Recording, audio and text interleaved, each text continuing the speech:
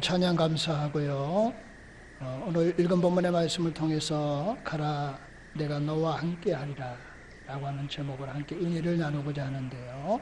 우리 앞에 뒤에 옆에 분들과 늘 그러셨던 것처럼 주 안에서 사랑합니다, 축복합니다, 우리 인사합니다. 주 안에서 사랑합니다, 네, 축복합니다. 네. 우리가 부활주의를 맞이하고 또 보내면서 제가 이제 교회력에 대해서 계속 이제 강조하는 것 같아요. 이제 올해로 보면은 우리가 사순절을 보냈습니다. 이제 주님의 부활의 사건, 십자가의 구속의 전에 한 40일 전에 지키는 그런 절기예요. 그래서 주일을 빼면은 그게 이제 7주간이 이제 되는 거예요. 그래서 2월 14일부터 올해는 3월 31일까지 우리가 사순절을 지켰습니다. 그리고 이제 3월 25일 주일이 우리 종려 주일이었어요. 그 주간에 이제 월요일부터 토요일까지, 그러니까 26일부터 31일까지 3월 달이 되겠죠.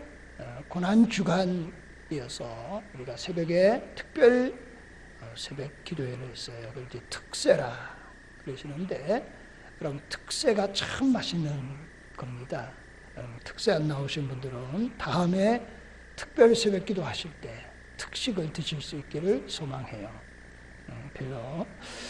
그 다음에 이제 4월 1일이 이제 부활주일이었어요. 그리고 이제 부활주일, 이제 지난 첫째 주가 8일이고 오늘이 이제 15일입니다. 이제 부활주일까지 합치면은 이제 우리가 오늘이 부활 셋째 주일이 되는 거예요. 이제 부활하신 주님께서 오늘 본문도 읽었지만은 성령을 받으라. 너희들은 예루살렘을 떠나지 말라. 약속하신 것을 기다리고 받고, 그리고 성령의 능력이 너희에게 임하시면 유다와 사마리아와 땅끝까지 이르러 내 증인이 될 것이다. 그래서 여러분 이제 7주가 지난 이제 부활주일이 지나고 7주가 지나고 그다음에 이제 8주차가 우리가 성령 강림 주일이 되는 거예요. 그때가 언제냐 그러면은 5월 20일 주일이 되는 거예요. 우리가 이제 교회력에 성령 강림 주일을 크게 지키지는 않잖아요. 그러나 이제 7월 1일이 원래 맥주 감사 주일입니다. 여러분, 보리 첫 수확을 감사하는 절기예요. 그래서 지금 우리가 부활주일을 지나면서 5월 20일 올해로 따지면은 우리가 성령 강림주일 오순절에 성령의 역사가 나타나는 거예요. 그러면 이제 우리가 부활주일을 이제 지내면서 우리 모두가 성령의 충만한 하나님의 사랑으로 우리가 우리의 신앙을 거기에 집중할 수 있는 은혜가 있기를 소망합니다. 제가 지난주에 부활에 대해서 설명하면서 이런 예화를 한번 들은 적이 있습니다. 태평양 이제 지역에 괌이라고 하는 섬이 있는데, 거기 또 이제 인근에 작은 섬이 있는데 그 섬 가운데 유명한 동굴이 있다. 그 동굴의 이름이 요코이 동굴이다 라고 말씀을 드렸어요. 거기 왜 동굴의 이름이 요코이가 되었느냐 그러면은 이제 어떤 노인이 2차 대전에 참전했다가 여러분 전쟁이 끝났어요. 그런데 그 사람은 계속해서 동굴 속에 숨어 있었습니다. 그것도 자그마치 30년이 지난 다음에 그가 사람들에 발견되고 그런 거예요. 그가 왜 30년 동안 전쟁이 끝났는데도 처음에는 끝난 줄 몰라서 숨어 있었고, 그 다음에 나중에 끝났지만은 지금이라도 잡히면 미군 포로가 될 것이 두려워서 동굴 속에 숨어 지냈던 사람입니다. 그 사람의 이름이 소이치 요코라고 하는 사람이에요. 그래서 그 동굴을 요코 동굴이다, 요코이 동굴이다. 그는 30년 동안 그럼 동굴에서 혼자 사는 거 당연하겠죠. 짐승처럼 살았다라고 하는 거예요. 그러면서 지난주에 부활을 통해서 주님께서는 세 가지를 푸셨다는 거예요. 우리의 삶이 허무하고 무의미한 것 같은데 그 무의미한 삶을 푸셔서 여러분 주 안에서 우리의 수고가 헛되지 않은 줄로 믿습니다. 그다음에 두 번째는 우리의 인생의 좌절과 절망으로 거듭되는 우리의 인생의 실패라고 하는 문제를 우리 주님이 푸셨다라고 하는 거예요. 그래서 성경은 이렇게 말합니다. 현재의 고난은 장차 나타날 영광과 좋게 비교할 수 없는 줄로 믿습니다. 그 다음에 세 번째는 우리가 도저히 풀 수 없는 온 인류의 죽음에 대해서 우리 주님은 부활하셔서 그 죽음의 문제를 푸셨다는 거예요. 그게 부활을 통해서 우리에게 주시는 하나님의 은혜입니다. 그런데 혹시 말입니다. 우리가 아직도 부활의 의미를 모르고 마치 욥고이라고 하는 사람이 동굴에 숨어 있었던 것처럼 죽음의 동굴에 갇혀 살고 있지는 않은가. 세속이라고 하는 죄악의 동굴에 우리가 갇혀 살고 있지는 않은가.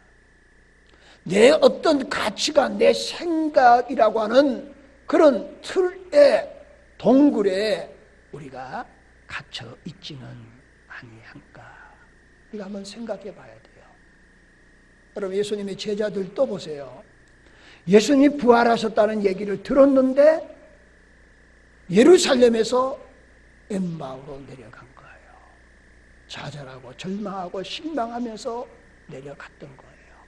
여러분 우리가 부활주의를 맞이하고 부활의 신앙으로 새롭게 살아가야 된다 이렇게 말하면서 마치 예수님의 제자들이 엠마오로 내려갔던 것처럼 세상을 향하여 내려갔던 것처럼 세속의 생각에 사로잡혔던 것처럼 우리가 부활의 신앙의 생명력을 가지고 살아가야 되는데 그러나 내 생각과 내 마음에 온통 세상과 세속으로 가득 차 그래서 마치 엠마오로 내려가는 사람 같은 삶의 현장에서 우리는 살아가고 있지 않은가 하는 거예요. 여러분 예수님의 수제자 베드로잖아요. 베드로가 예수님을 부활한 거 다 알고 만났음에도 불구하고 그는 이렇게 말합니다. 나는 고기 잡으러 가겠다는 거예요. 그랬더니 제자들이 하나둘 따라 나서기를 시작해요. 그래서 7명의 제자들이 게네사렛 호숫가에서 고기를 잡으러 내려갔던 모습 속에서 오늘도 우리가 부활의 신앙을 가지고 살아가야 된다고 말은 하면서도 내 편한 대로 살아가고 있지는 않은가 그거예요. 여러분 사사시대에 자기의 소견에 옳은 대로 행하였다. 그런 우리의 신앙이 아닌가 하는 거예요. 그러면서 오늘 본문은 예수님의 제자들의 모습을 우리에게 분명하게 보여주고 있습니다. 오늘 20장인데요 19절에 이렇게 기록하고 있습니다. 이날 곧 안식 후 첫날 저녁 때에 제자들이 유대인들을 두려워하여 모인 곳에 문들을 닫았더니 하는 거예요. 여러분 예수님은 안식 후 첫날 미명 새벽에 부활하신 거예요. 그런데 예수님의 제자는 그날 저녁에 막달라 마리아를 통해서 부활의 주님의 소식을 들었음에도 불구하고 그들은 문을 안으로 걸어 잠그고 유대인들로 인하여서 두려움에 사로잡혔다 그런 거예요. 그런데 제자들만 그랬느냐? 아닙니다. 여러분 누가복음 24장 5절에 가면은요 예수님이 십자가에 못 박히실 때에 끝까지 따라다녔던 여인들이 있습니다. 그들은 어떤 의미에 보면은 생명을 초월한 사람들이에요. 그런데 그들도 동일하게 두려움에 떨고 있었다는 거예요. 여러분 부활의 신앙이라고 하는 것은 기쁨으로 가득한 생명력 넘치는 신앙이 돼야 마땅하지 않겠습니까? 그런데 왜 부활의 주님을 만나고 부활의 소식을 들었음에도 불구하고 참으로 이상하게 그들은 이런 나약한 모습 가운데 있었을 것인가 하는 거예요. 여러분, 다른 말로 말하면 이렇게 말하고 싶어요. 오늘 본문에 예수님이 찾아와서 너희에게 평안이 있을지어다, 그렇게 말씀하셨는데, 여러분, 예수님은 부활하셔서 제자들에게 이런 말씀은 한 번도 한 적이 없어요. 너희들은 이제 당하는 고난, 핍박 이런 거 다 끝났다, 이렇게 말씀하시지 않으셨다는 거예요. 그들은 여전히 불안과 두려움에 사로잡혔어요. 근데 너희들의 불안과 두려움은 이제 완전히 사라졌다, 이렇게 말씀하지도 않으셨다는 거예요. 왜 그렇게 말씀하지 않으셨을까요? 그냥 너희에게 평안이 있을지어다, 이렇게 말씀하시고, 이제는 너희들 불안, 초조, 근심, 걱정 이런 거 완전히 사라졌다, 너희들이 앞으로 당하는 모든 고난, 핍박 이런 것들은 다 없어졌다, 이렇게 말씀하시지 않으셨다는 거예요. 우리가 아시는 것처럼 부활의 주님을 나중에 만나고 변화된 그들이 고난이 끝난 거 아니에요. 핍박이 끝난 거 아니에요. 오히려 부활의 주님을 만난 이후에 더 심각한 고난과 핍박이 있음에도 불구하고 그들은 내 내면의 속에 하나님이 주시는 평안을 가지고 그 모든 것들을 이기고 승리하고 나아간 줄로 믿습니다. 그래서 오늘 주님이 부활하셔서 두려움에 떠는 제자들에게 찾아오셔서 우리에게 세 가지 선물을 주셨다는 거예요. 그걸 가지고 현실은 더 힘들고 어렵지만은 그 세 가지 선물을 가지고 그들이 승리하게 되었다는 거예요. 오늘 저와 여러분들이 부활의 신앙을 가지고 살아갈 수 있기를 축원합니다. 그럼에도 불구하고 여전히 우리의 삶의 현장에는 아무것도 변한 게 없어요. 어쩌면은 더 힘든 일들이 앞에 놓여 있을 줄도 모릅니다. 그럼에도 불구하고 부활의 주님의 능력을 통하여서 우리는 승리해 나아가는 은혜가 있기를 소망합니다. 그럼 예수님이 우리에게 주신, 부활하셔서 우리에게 주신 세 가지 선물이 있다는 거예요. 첫 번째는 평안입니다. 두 번째는 능력입니다. 그리고 세 번째는 용서입니다 하는 거예요. 그러면 한번 이 세 가지 선물에 대해서 우리 한번 생각해 보자는 거예요. 그러면 먼저는 평안을 주셨다라고 하는 거예요. 자, 오늘 21절 말씀에 이렇게 말합니다. 예수께서 또 가라사대 너희에게 평안이 있을지어다. 아버지께서 나를 보내신 것 같이 나도 너희를 보내노라. 이제 본문이 너희에게 평강이 있을지어다. 근데 저는 평안이 있을지어다 있습니다. 왜? 저희 교회가 평안교회이기 때문에. 그런 평안, 평강, 평화 같은 의미예요. 그러니까 뭐 관계 없을 것 같아요. 자, 그럼 부활하신 예수님께서 왜 가장 먼저 제자들에게 평안을 주셨을까 하는 거예요. 아마도 예수님은 우리의 인간의 본성을 잘 아셨기 때문이에요. 우리가 얼마나 불안한 존재인가, 우리가 얼마나 불안에 떨고 있는 존재인가를 아셨을 거예요. 그래서 여러분, 칼빈은 이 부분에 대해서 인간은 불안의 공장이다 하는 거예요. 불안의 공장 아시죠? 그냥 아무 염려 근심할 거 없는데도 불안하니까 여러 가지 온통 근심 걱정을 생산하는 인간들이다. 그래서 불안 공장이다, 그렇게 말을 했어요. 헨리 나우에는 인간에 대해서 분노와 탐욕으로 가득한 인간이다, 그렇게 그가 말을 했습니다. 여러분, 분노라고 하는 거 여러 가지 의미가 있지만 이런 거예요. 분노라고 하는 이런 겁니다. 다른 사람이 내가 원하는 대로 해주지 않을 때에 표출되는 감정, 그게 분노이다라고 말할 수 있는 거예요. 여러분, 탐욕이라고 하는 것은 내 내면의 세계에서 일어나는 어떤 욕심, 이런 탐욕이에요. 그것이 결국은 실현되려면 어떻게 실현되는가? 다른 사람이 나의 욕심을 채워주지 않을 때, 그때 내 탐욕이 드러나게 되는, 표출되는 감정이에요.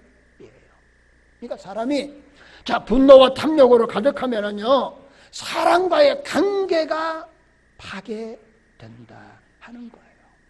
여러분, 예수님의 제자들이 왜 불안에 떨었을까요? 그들의 마음속에 뭐가 있다는 겁니까? 탐욕과 분노가 있었다는 거예요. 3년 동안 예수님을 쫓아다녔는데 결과가 좋지 않아요. 그러니까 자기 마음속에 이미 파괴된 거예요. 그 파괴된 모습들이 분노와 탐욕으로 표출되니까 결국은 불안해서 떨고 있는 그들의 모습을 보게 되는 거예요. 그래서 21절에 문을 안으로 꽁꽁 걸어 잠궜다. 그 얘기는 뭐예요? 다른 사람과의 관계가 파괴되어졌다라고 하는 거예요. 그런 그들에게 주님은 찾아오셔서 세상의 평화가 아니고, 세상이 말하는 성공 출세가 아니고, 하나님이 주시는 참된 평안을 주님은 주시기를 원하셨다 하는 겁니다. 오늘 이 시대에 살아가는 우리들에게, 부활주의를 맞이하면서 또 지내는 우리들에게 가장 필요한 것이 뭐냐? 그러면 평안입니다. 여러분, 평안의 반대는 뭘까요? 불안, 두려움일 거예요. 그런데 두려움의 반대는 뭐냐? 그러면 평안이 아니고 저는 믿음이라고 생각합니다. 여러분, 믿음 없는 평안은 없는 거예요. 믿음이 있어야 두려움이 사라지는 거예요. 그 마음에 의심이 드는 순간에 두려움으로 가득 차게 된다는 거예요. 그러므로 믿음으로 시작하는 것은 두려움이 끝이 나는 거예요. 그런데 두려움으로 시작되면은 믿음이 끝이 나는 것이다 하는 거예요. 그래서 성경은 여기 대해서 우리에게 말하고 있어요. 시편 46편 1절에서 3절 말씀에 이렇게 말합니다. 하나님은 우리의 피난처시요 힘이시니 환난 말에 만날 큰 도움이시라. 그리고 이렇게 말합니다. 그러므로 땅이 변하든지 산이 흔들려 바다 가운데 빠지든지 바닷물이 솟아나고 뛰노들든지 그것이 넘침으로 산을 흔들릴지라도. 이거 얼마나 천지가 개벽할 일입니까? 우리의 삶에 이런 일이 일어나면은 얼마나 두려움에 사로잡히겠습니까? 그러나 하나님이 나와 함께 하시고 하나님이 나를 지켜준다고 하는 믿음만 있으면 이렇게 말합니다. 산이 흔들릴지라도 우리는 두려워하지 아니하리로다. 이게 하나님이 주시는 평안이에요. 부활의 주님이 우리에게 찾아오셔서 우리에게 주시는 평안입니다. 천지가 개벽해도 나는 두려워하지 않는 그 평안, 그 믿음을 하나님이 우리에게 주셨습니다. 이런 믿음이 있기를 소망해요. 그리고 우리의 삶 속에 불안하고 초조하고 불평하고 원망하고 핑계하고 이런 신앙의 형태가 얼마나 수준 낮은 신앙인가를 우리에게 보여주는 거예요. 부활의 주님이 오셔서 너희에게 평안이 있을지어다. 그 평안은 세상의 어떤 것도 나를 넘어뜨릴 수 없는, 두려워하지 않은 그런 영원한 영생의 평안을 우리에게 주셨다라고 하는 거예요. 그래서 내 삶의 모든 문제에 근원적으로 치유할 수 있는 해독제는 뭐냐? 믿음이다. 그 믿음 안에서 평안이 일어나게 되는 줄로 믿습니다. 여러분, 세계는 지금도 평안을 얘기합니다. 평화라고 하는 이름으로 말을 하지만은 거대한 전쟁은 끝이 없잖아요. 여러분, 조금은 수그러졌지만은 IS가 이슬람 평화를 외치면서 살육하고 있는 것이 현실 아니겠습니까? 이스라엘과 팔레스타인 땅의 평화를 말하면서도 실질적으로는 전쟁 중에 있다고 말해도 틀림이 없는 오늘의 현실을 보게 되는 거예요. 여러분, 우리가 남북으로 나눠졌는데 북한은 입을 열 때마다 평화 통일을 얘기해요. 평화를 말합니다. 그러면서 핵을 만드는 그들의 모습을 우리가 보게 되는 것입니다. 이것이 세상이 말하는 평화의 현 주소예요.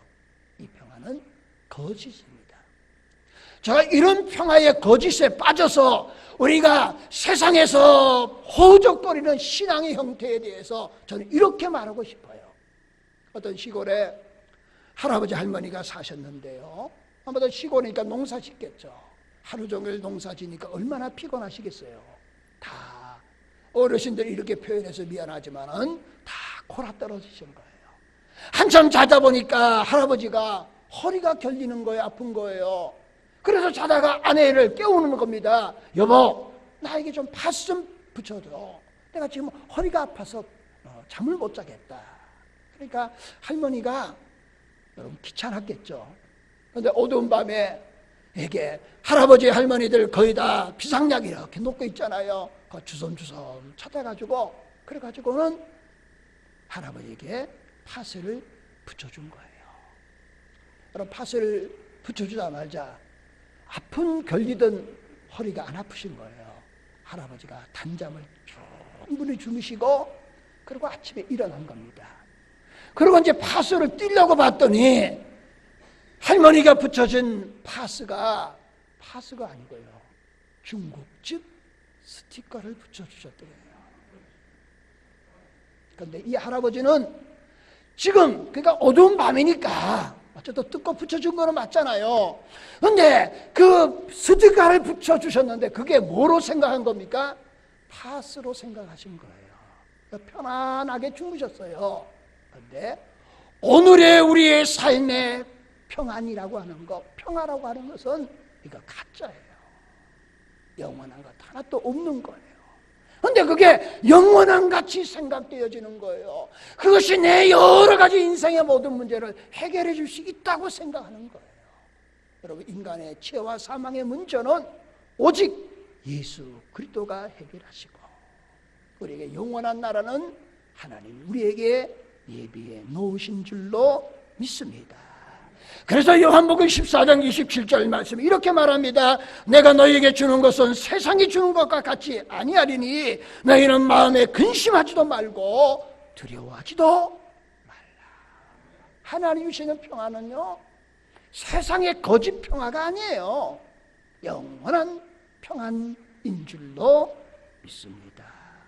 그러면은 오늘 본문의 말씀을 통해서 예수님이 주시는 평안이 세상의 평안과 조금 뭐가 다르냐라고 하는 거예요. 그런데 본문이 거기에 대해서 구체적으로 기록하고 있습니다. 조금 뒷부분인데요. 여러분, 요한복음 20장 오늘 27절 말씀에 예수님은 제자들에게 이렇게 말합니다. 내 손과 내 욕구를 보라. 그리하여 믿음 없는 자가 되지 말고 믿음 있는 자가 되라. 여러분, 이게 세상의 평안과 하나님의 평안이 다르다고 하는 분명하고도 구체적인 말씀을 해주고 있는 말씀입니다. 여러분, 세상의 평안은, 세상이 말하는 평안은 이런 거예요. 다른 사람의 피를 흘려서 이루고자 하는 평화입니다. 그래서 전쟁을 하는 거예요. 그래서 무력을 행사한 겁니다. 그래서 권력을 남용하는 거예요. 그래서 서열화시키는 겁니다. 그래서 평화가 왔다고 말하는 겁니다. 근데 그 평화가 과연 진정한 평화일까요? 아닙니다. 여러분, 가정을 생각해 볼까요? 여러분, 이제 남편이 가정에 평화가 없고 뭐 어수선해요. 그러면은 오늘 내가 이거 군기 잡겠다. 그리고 여러분, 만약에 어떤 힘으로 지방에 이렇게 했다, 평정했다. 그럼 그 가정이 과연 평화일까요? 아니죠. 어쩌면 여성분들이 힘이 더 파워가 있습니까? 이거 오늘 집에 가서 남편도 군기 잡고 아이도 한번 군기 잡아야 되겠다. 그래서 어떤 눌려서 소열화된 평화가 과연 진정한 평화일 것인가? 아니라는 거예요. 여러분, 예수님의 평화는 그런 거예요. 믿지 못하는 도마에게, 의심 많은 도마에게 오셔서 이렇게 예수님 말합니다. 도마야, 내 손과 옆구리와 내 발에 목자국을 만져보라는 거예요. 이게 뭐예요? 세상의 평화는 눌려서 얻는 평화라고, 서열화시켜서 이루어지는 평화라고 말하는데, 예수님이 주시는 평화는 그런 평안이 아니라 자신을 내어주심으로 주신 대속의 평안입니다. 내가 죽어짐으로 통해서 주시는 평안이에요. 이거는 세상에 주시는, 아예 평화를 주시는 방법 자체가 이미 다르다는 사실을 성경은 우리에게 말씀하고 있습니다. 내가 죽음으로 다른 사람을 살리는 평화를 예수님이 선포하신 거예요. 그러니까 세상의 방법과 전혀 다른 예수님의 대속적인 방법을 통해서 우리에게 영원한 평안을 우리에게 주신 줄로 믿습니다. 그게 대속의 평안이에요. 여러분, 죄와 사망에 영원히 갇힐 수밖에 없는 우리들에게 죄와 사망으로부터 자유함을 얻고 영원한 하나님의 나라의 영생 복락을 누리는 하나님의 백성이 되게 하시는 은혜를 우리에게 주신 거예요. 그러므로 이 땅을 살아가는 동안에 여전히 변함없는 수없는 삶에 일어나는 일들 가운데서도 영생을 얻은 믿음의 비밀을 가지고 우리가 살아가야 되는 줄로 믿습니다. 그래서 예수님이 부활하셔서 우리에게 첫 번째 주신 것이 뭐냐? 평안이다 하는 겁니다.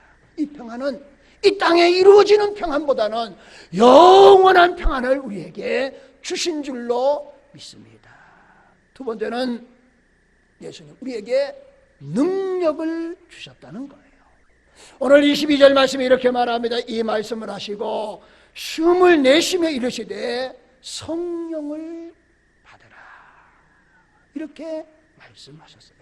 첫 번째는 평안을 주시고, 두 번째는 성령을 받으라. 성령 받으면 능력 받는 거예요. 그래서 우리에게 능력을 받으라고 말씀하셨어요. 여러분, 성경에 하나님 우리에게 말씀하시는 것을 간단하게 얘기하면 이런 겁니다. 하나님의 계명을 요약하면 이런 겁니다. 하나님을 사랑하고 이웃을 내 몸같이 사랑하라. 그게 하나님만 우리에게 명령하신 명령이에요. 그런 관점에 보면 이런 겁니다. 성경 이렇게 말합니다. 오라, 내가 너희를 쉬게 하리라. 여러분, 우리는 하나님께 가까이 나오는 은혜가 있기를 소망해요. 그러면 하나님 안에서 진정한 쉼을, 평안을 누리게 될 줄로 믿습니다. 자, 하나님 앞에 나와서 구원의 백성이 된 거예요. 그러면 여기 하나님은 가만히 있으라고 말씀하지 않아요. 오라, 내가 너희를 쉬게 하리라 하신 하나님은 가라, 내가 너와 함께 하리라. 세상으로 가서 복음을 전하고 세상에서 우리가 빛과 소금의 삶을 살아가라는 거예요. 그래서 가라는 거예요. 근데 가는데 그냥 가는 것이 아니라 너희들을 포와 같이 내버려 두지 않고 내가 너와 함께 하리라. 그 함께 하시는 것이 누굽니까? 보혜사 성령이신 줄로 믿습니다. 예수님이 이 땅에 오셔서 육신의 삶을 사시고 사망하시고 부활하셨지만 이제는 육신의 몸은 우리 곁을 떠나셔야 되는 거예요. 그러니 우리를 고아처럼 내버려 두지 않고 보혜사 성령을 우리에게 보내주신 거예요. 그래서 너희에게 말하는 겁니다. 성령을 받으라고요. 왜 성령을 받아야 되느냐? 하나님 앞에 가만히 있으면은 그냥 아무런 문제가 없어요. 근데 하나님의 뜻은 가라는 거예요. 가서 복음을 전하라는 겁니다. 그런데 가는데 내가 너와 함께 하겠다는 거예요. 그러므로 가라고 하신 하나님께서는 우리에게 보혜사 성령을 주시겠다는 겁니다. 그래서 여러분, 우리는 내 삶의 현장에서 복음을 전하는 부활의 삶을 살아가야 되는 줄로 믿습니다. 여러분, 예수님이 변화상에서 기적을 베푸셨잖아요. 예수님의 영광을 받잖아요. 그랬더니 여러분, 예수님의 제자 여기가 좋습니다. 초막 셋을 칩시다. 그랬더니 예수님이 그러잖아요. 아니라는 거예요. 우리가 산 아래로 내려가야 하리라. 여러분, 신앙은 우리끼리 모여서 신앙생활하는 거 아니에요. 여러분, 우리는 세상에 가서 내 삶의 현장에서 하나님의 영광을 드러내는 삶을 살아가야 되는 줄로 믿습니다. 그런데 우리의 삶의 세상이 그렇게 만만하지 않잖아요. 녹록하지 않잖아요. 그리고 무엇보다도 세상이 그렇다는 것보다 어떤 의미에 보면 내 자신도 문제투성인 거 아니지 않습니까? 문제투성이잖아요. 그러니 어떻게 세상에 나가서 싸워서 승리할 수 있을까요? 비결은 하나님 우리와 함께하는 거예요. 그래서 보혜사 성령을 우리에게 보내주신 겁니다. 여러분, 마태복음 10장 16절 말씀 이렇게 말합니다. 보라, 내가 너희를 보냄이 양을 이리 가운데 보낸다 같도다. 세상은 이리 늑대와 같은 세상이라는 거예요. 교활합니다. 우리를 넘어뜨려 하는 어둠의 세력이 있는 거예요. 그런데 내 속에서도 이런 것들이 있다는 거예요. 그래서 우리를 너무나 잘 아시는 주님께서 하나님의 능력, 성령의 능력이 필요한 거예요. 그래서 숨을 내쉬면서 성령을 받으라. 여러분, 성령 충만한 저와 여러분이 될 수 있기를 축원합니다. 부활주일이 지난 다음에도 계속해서 부활에서 설교한 이유가 여기에 있다고 보는 거예요. 여러분, 예수님께서 숨을 내쉬면서, 저는 주일학교 때 이 말씀을 생각하면서 예수님이 한숨을 쉬시면서 성령을 받으라 그러신 줄로 생각했어요. 근데 그건 아니에요. 여러분, 쉼, 그 다음에 성령, 이게 원어의 뜻에 가면은 여러분 같은 의미를 가지고 있어요. 여러분, 바람, 생기, 그 다음에 쉼, 이런 의미를 가지고 있어요. 이거는 여러분, 예수님께서 왜 성령을 바람, 생기 아니면 쉼으로 표현하셨을 것인가? 그러면 이런 이스라엘의 환경적 요인이 있습니다. 여러분, 이스라엘은 우기가 있는가 하면은 건기가 있어요. 여러분, 건기는 4월부터 10월까지가 건기입니다. 비 한 방울 오지 않아요. 근데 우기가 되면은, 그러니까 이제 4월 지나서 이제 10월 말부터 이제 3월 말까지 되겠죠. 그때가 되면은 우기가 되는 거예요. 그때 비가 오는데요. 쉽게 말하면 이런 거예요. 이스라엘 서쪽에서, 그러니까 지중해입니다. 지중해에서 바람이 불기를 시작합니다. 그러면은 사람들이 알아요. 아, 이 살랑살랑 부는 바람이 뭔 바람이다? 비를 몰고 오는 바람이다. 성령이 그와 같은 거예요. 내 말은 이스라엘 땅에 바람이 불면서 비를 몰고 옵니다. 그러면 산천초목이 생기가 도는 푸른 초장으로 변하는 거예요. 여러분, 성령은 바람과 같은 거예요. 성령은 비를 몰고 오는 것 같은 겁니다. 그 성령의 역사를 통해서 내 마음에 임하면은 내가 먼저 변화되고, 나로 인해서 내 공동체와 나와 함께하는 모든 것들이 변화의 역사가 일어나게 될 줄로 믿습니다. 그래서 세상을 이길 수 있는 거예요. 자신과의 싸움에서도 이길 수 있는 거예요. 그래서 성령을 받으라. 여러분, 성령의 능력을 부활의 주님이 우리에게 주신 두 번째 선물이 되겠습니다. 마지막 선물은요, 용서하라는 거예요. 어떤 의미에 보면은 평안 능력까지는 이해하는데요, 이 용서 부분에 대해서는 우리가 좀 이해가 부족한 것 같아요. 여러분, 본문 23절 말씀입니다. 여러분, 23절을 한번 주목해 볼까요? 우리 한번 띄워 볼까요? 23절, 20장 23절 함께 있습니다. 너희가 누구의 죄든지 사하면 사하여질 것이요, 누구의 죄든지 그대로 두면 그대로 있으리라 하시라. 예수님이 십자가에서 대속의 죽음을 오늘 저와 여러분의 죄를 대속해 주시기 위해서 죽으신 줄로 믿습니다. 저와 여러분이 예수를 믿기만 하면 죄의 문제를 다 해결을 받은 거예요. 그런데 용서라고 하는 개념은 이런 거예요. 예수님이 내가 너희 죄를 용서해 주었다 부활하셔서 그렇게 말씀하신 것이 아니라 누구의 죄든지 너가 용서하면 너희 죄도 용서함을 받고, 누구의 죄든지 너희들이 그 사람을 용서하지 않으면 너희 죄도 그대로 있느니라, 이 말씀이에요. 그러면은 여러분, 부활의 신앙이라고 하는 것은 이런 겁니다.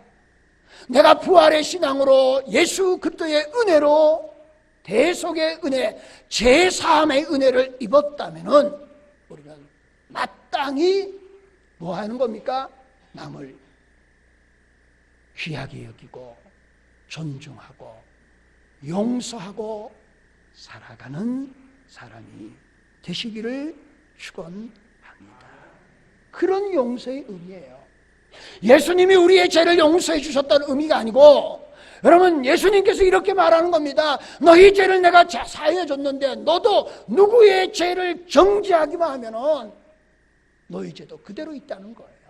근데 그 죄를 용납하고 용서하고 남을 나보다 낫게 여기는 마음으로 존중하고 사랑하면은, 그러면은 너희 죄도 용서함을 받게 됩니다. 여러분, 부활의 신앙을 가지고 우리 제주평안 모든 성도들이 이런 삶을 살아가는 은혜와 복이 있기를 예수님의 이름으로 축원을 드립니다. 여러분, 이걸 이렇게 설명하고 싶어요. 여러분 다 아시는 얘기지만은요, 여러분 슈바이처 박사 아시죠? 아프리카 가서 평생을 의로 선교사로 살으셨어요. 그분이 아프리카 93세까지 하나님 부르시는 그날까지 슈바이처는 아프리카를 섬겼습니다. 그런데 이 슈바이처가 아프리카에 섬긴 이유가 있어요. 여러분, 슈바이처는 어느 나라 사람인 줄 아세요? 독일 사람입니다. 독일 사람이에요. 그런데 히틀러가 유대인들을 600만 명이나 학살한 겁니다. 그러니 같은 독일인으로서 너무나 가슴이 아픈 거예요.